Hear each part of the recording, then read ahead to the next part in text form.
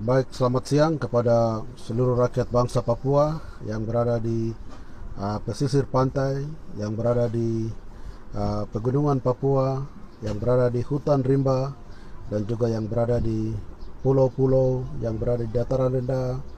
Kami dengan penuh rasa hormat sekali lagi kami berterima kasih dan menyampaikan banyak terima kasih kepada Anda sekalian yang telah melaksanakan dan memperingati HUT kemerdekaan negara bangsa Papua yang ke-49.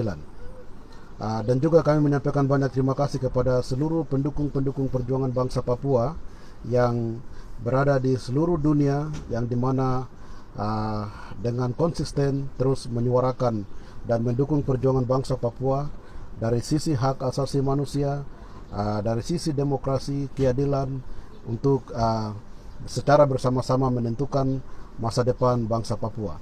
Dan kami juga tidak lupa menyampaikan banyak terima kasih kepada semua kawan-kawan pro demokrasi Indonesia dan juga Front Rakyat Indonesia untuk Free West Papua yang terus bisa melihat masalah Papua adalah masalah yang harus diselesaikan demi menyelamatkan rakyat Papua daripada penjajahan kolonialis dan kapitalis, dan juga bagaimana dengan menolong rakyat Papua, mendukung rakyat Papua untuk merdeka dan berdaulat adalah memperbaiki nama baik Indonesia di mata internasional, dan juga memperbaiki nama baik Indonesia untuk menentukan masa depan Indonesia yang lebih demokratis.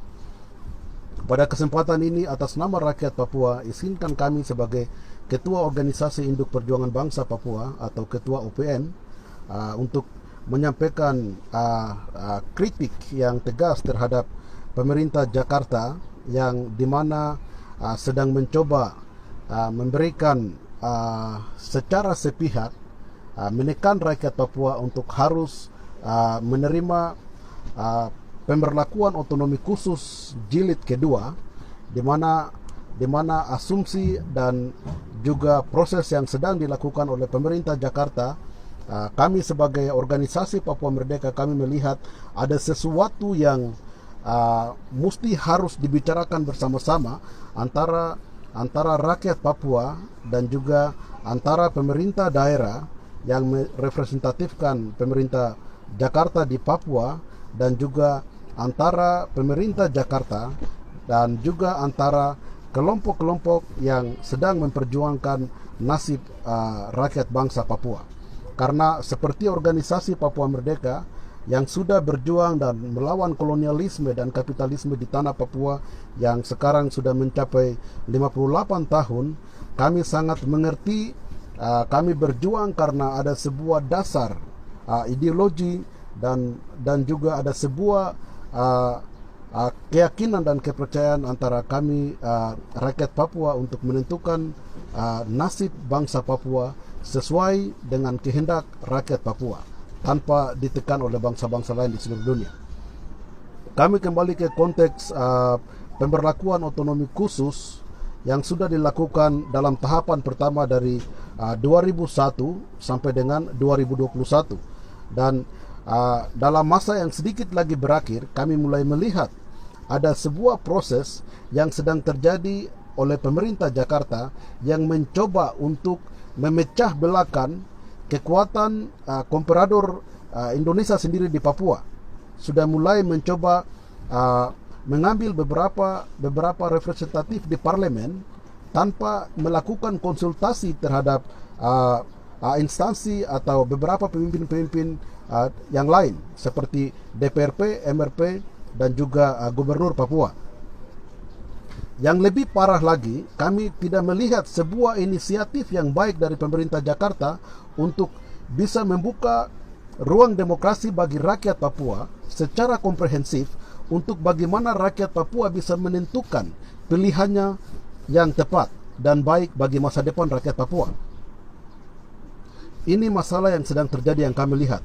Untuk itu, bersama ini kami organisasi Papua Merdeka dan Tentara Pembebasan Nasional Papua Barat ingin menyampaikan kepada pemerintah Joko Widodo untuk harus berpikir secara komprehensif, harus berpikir secara demokrasi, harus berpikir secara transparansi dalam melihat masalah Papua. Pemerintah Jakarta tidak bisa melakukan atau membentuk pansus, yaitu hanya mengambil 1-2 orang dari DPD RI dan juga Mendagri untuk membentuk sebuah kebijakan untuk masa depan bangsa Papua, tanpa melibatkan semua elemen rakyat bangsa Papua, termasuk kami organisasi Papua Merdeka dan juga faksi-faksi organisasi yang memperjuangkan hak rakyat Papua dari dulu sampai saat ini. Kami melihat ada kebijakan Jakarta yang mencoba untuk memecah belahkan kekuatan pemerintah sendiri di Papua, dan juga mencoba untuk membuat sesuatu, memberikan tekanan tanpa memberikan opsi dan membuka ruang demokrasi bagi rakyat Papua. Untuk itu sekali lagi kami tegaskan kepada Philip Wamafma sebagai ketua pansus, dan juga Freddy Numberi yang ada di sana sebagai salah satu senior orang Papua yang dipakai oleh Jakarta, dan juga Yoris Raweai, Anda bertiga harus berpikir baik-baik. Ada juga orang Papua selain Anda yang ada dalam tim yang sedang Anda bentuk pansus untuk menentukan nasib bangsa Papua. Anda tidak merepresentatifkan kami semua. Anda tidak merepresentatifkan semua alam Papua. Anda tidak merepresentatifkan semua apa yang ada di Papua. Bagaimana Anda bisa sendiri pergi duduk di Jakarta untuk menentukan nasib kami? Anda sedang mengulangi sebuah proses yang salah pernah terjadi pada PPRA 69. Kami meminta dengan tegas, Organisasi Papua Merdeka dan Tentara Pembebasan Nasional Papua Barat, kami meminta dengan tegas untuk Philip Wamafma, Yoris Raweai, dan Freddy Numberi untuk stop melakukan manuver-manuver ke Jakarta untuk melanjutkan spesial otonomi tanpa melakukan koordinasi yang komprehensif terhadap seluruh rakyat bangsa Papua. Anda tidak punya hak berbicara atas nama kami. Anda tidak punya hak untuk berbicara atas nama seluruh rakyat bangsa Papua. Yang harus Anda nyatakan kepada Jakarta adalah, nyatakan kepada Presiden Republik Indonesia Joko Widodo dan Kabinet Pemerintah Indonesia bahwa membuka ruang demokrasi kepada rakyat Papua untuk menentukan pilihannya. Apakah rakyat Papua mau meminta melanjutkan spesial otonomi, atau rakyat Papua ada pilihan lain? Kalau rakyat Papua memiliki sebuah pilihan lain untuk menentukan nasibnya sendiri, Anda tidak bisa melakukan penetrasi, tekanan-tekanan yang dimana membungkam ruang demokrasi bagi rakyat Papua. Itu hal yang dimana harus dimengerti dan dicatat oleh pemerintah Jakarta, karena kami melihat bahwa dalam hal ini pemerintah Jakarta sedang mendesain sebuah konflik yang berkepanjangan di Papua.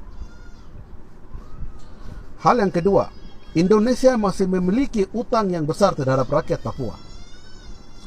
Sejarah integrasi Indonesia masuk ke West Papua itu sejarah yang belum selesai. Papua sudah dideklarasikan kemerdekaannya berdasarkan resolusi UMM 1514. Pemerintah Belanda telah memberikan sebuah embrio yang kuat terhadap negara bangsa Papua, dan bangsa Papua dengan penuh kesadaran telah melahirkan sebuah manifesto negaranya dengan deklarasi 1 Juli 71 yang telah dirayakan oleh seluruh rakyat bangsa Papua kemarin.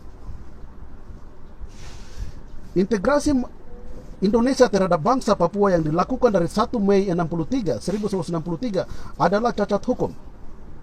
Karena New York Agreement lahir setelah resolusi umum 1514 yang dilahirkan oleh United Nations pada tanggal 14 Desember 65.